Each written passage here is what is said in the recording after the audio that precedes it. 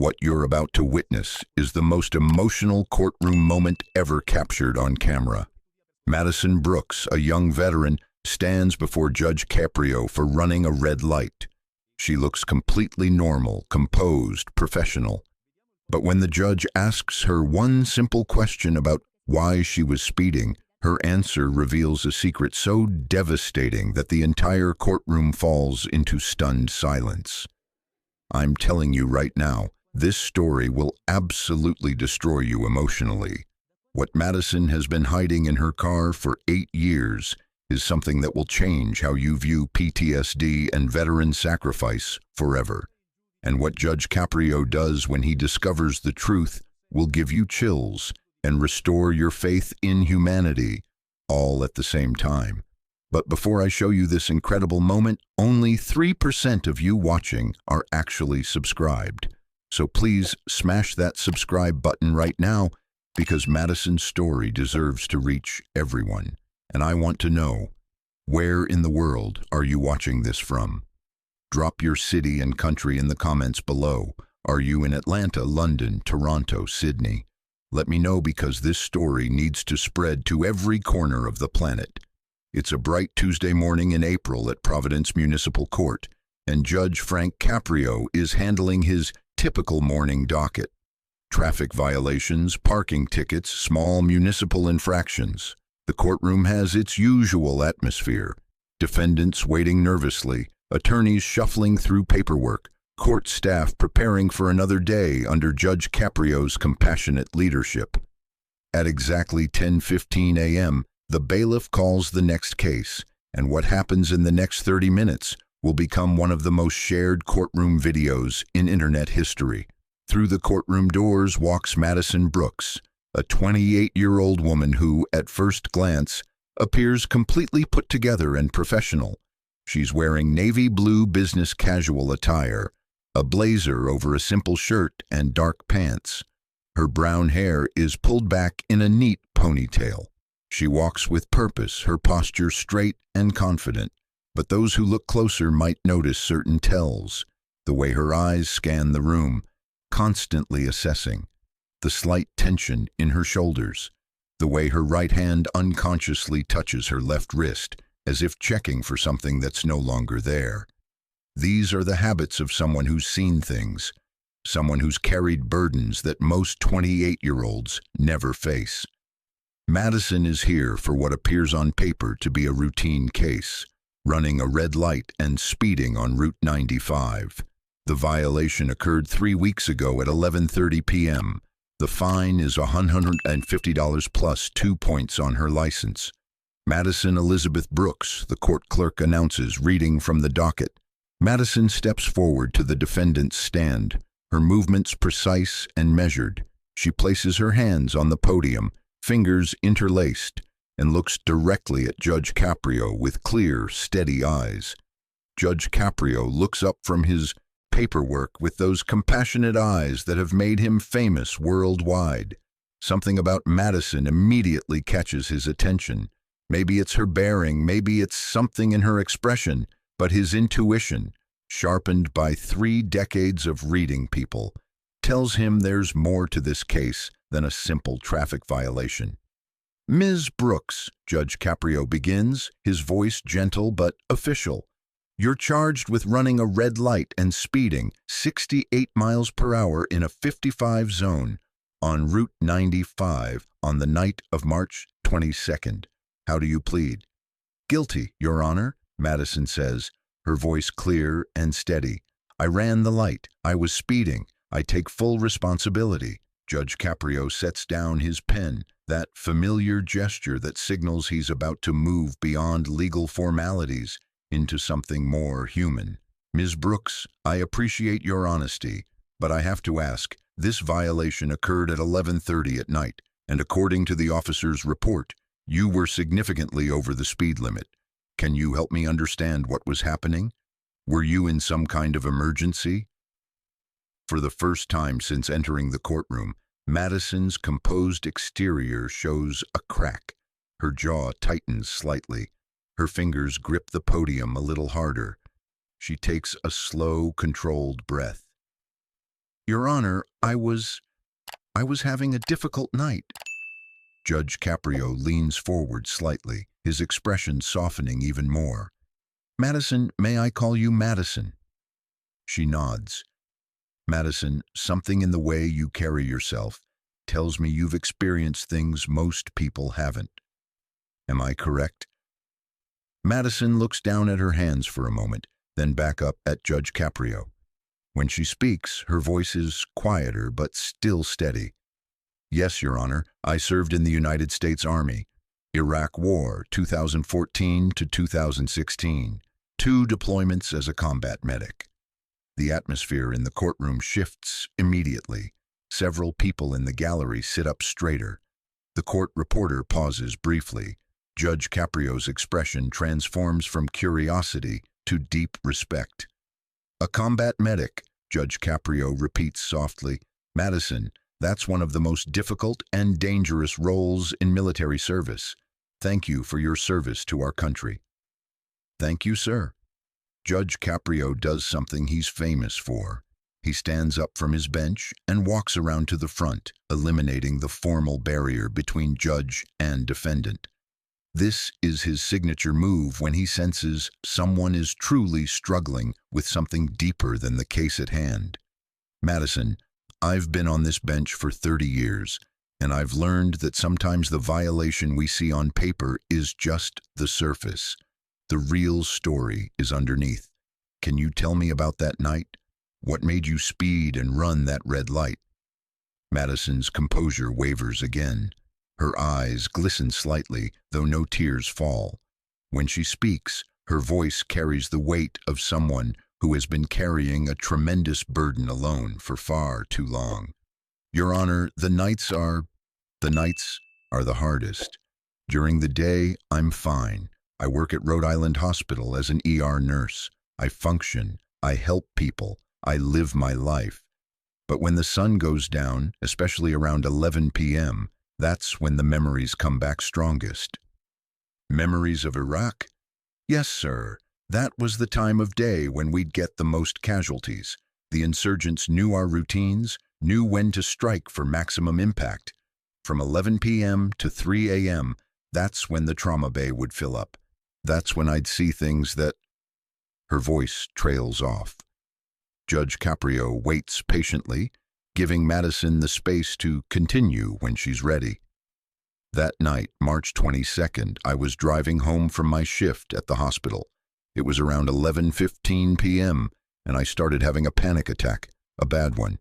Everything came flooding back, the sounds, the smells, the faces of the soldiers I couldn't save. I just needed to get home as fast as possible, to get to a safe place before I completely broke down.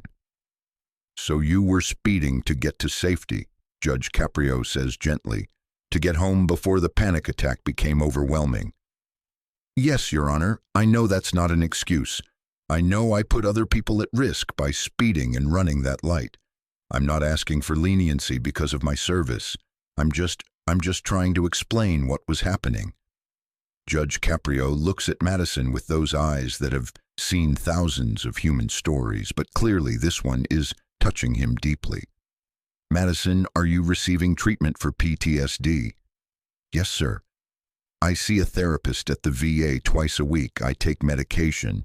I do everything I'm supposed to do, but some nights it just breaks through all the defenses. Then Judge Caprio asks the question that will change everything. Madison, the officer's report mentions that when he approached your vehicle after pulling you over, he noticed something unusual in your back seat. He described it as multiple personal items of apparent military significance. Can you tell me what he saw? And this is the moment when Madison's carefully maintained composure finally cracks. Her hands begin to shake. Tears fill her eyes and start running down her cheeks. Her breathing becomes rapid and shallow. For several seconds, she can't speak at all. The courtroom falls completely silent. Everyone present senses they're about to witness something profound.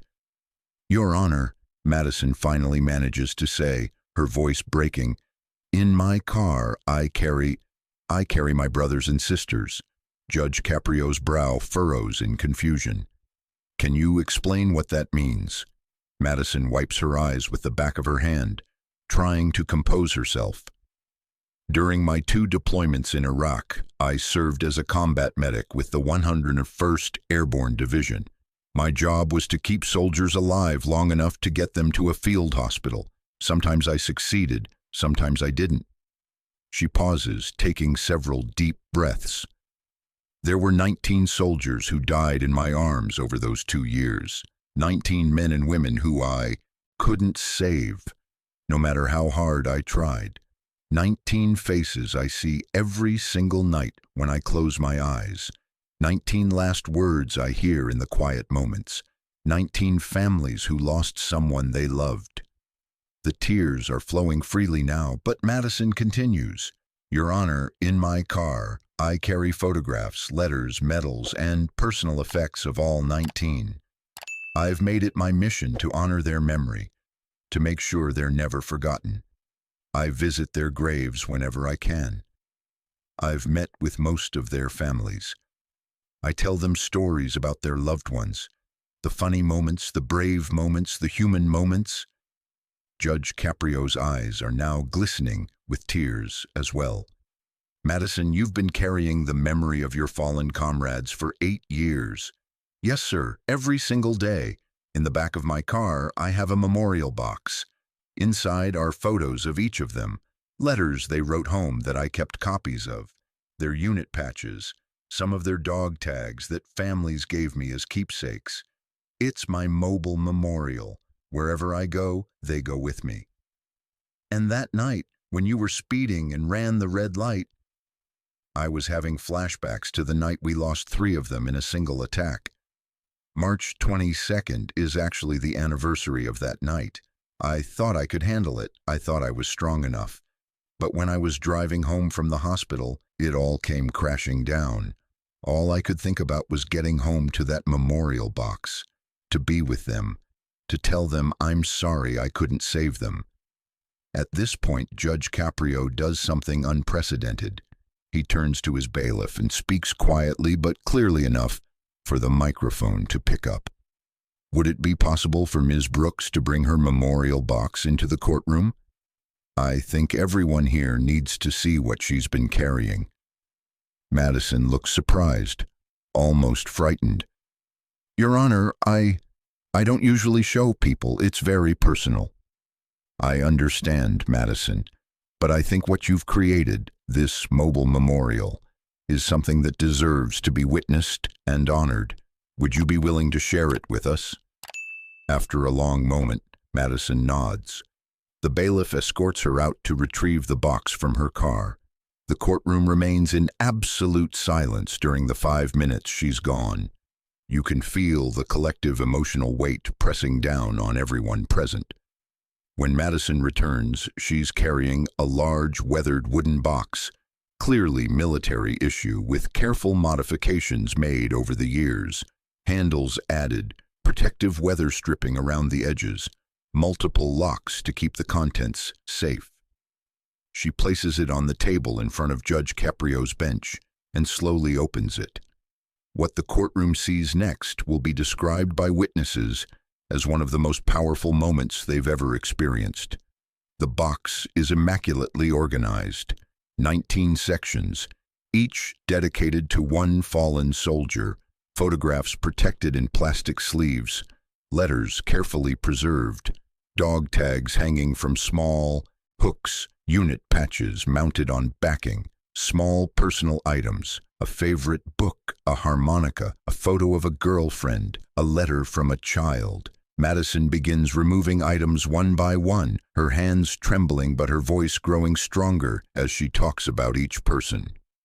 This is Specialist Ryan Cooper from Tennessee, she says, holding up a photograph of a young man with a bright smile. He was 22 when he died from an IED blast. He used to talk about his little sister, how he was going to pay for her college when he got home. I've stayed in touch with his family. His sister graduated last year. I sent her Ryan's dog tags for the ceremony. She carefully sets Ryan's photo down and picks up another. This is Sergeant First Class Maria Gonzalez from Texas. She was my mentor, the person who taught me how to stay calm under fire. She died protecting 3 wounded soldiers during an ambush. She was 31, had 2 kids at home. I visit her grave in Arlington every year on the anniversary of her death. Judge Caprio has moved closer to the table, looking at each photo, each letter, each carefully preserved memory with reverence. Madison continues through each of the 19, telling their stories, sharing their dreams, explaining how they died and what their last moments were like. Some in the courtroom are crying openly. Others are holding their hands over their mouths in shock and awe. The court reporter has stopped typing, just listening.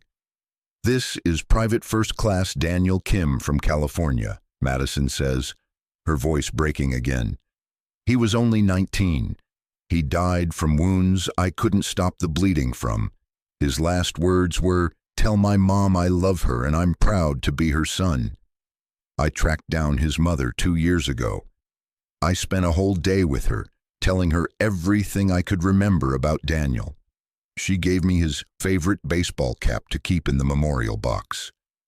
When Madison finishes going through all 19, she stands there, emotionally exhausted but somehow looking lighter, as if sharing this burden has lessened its weight.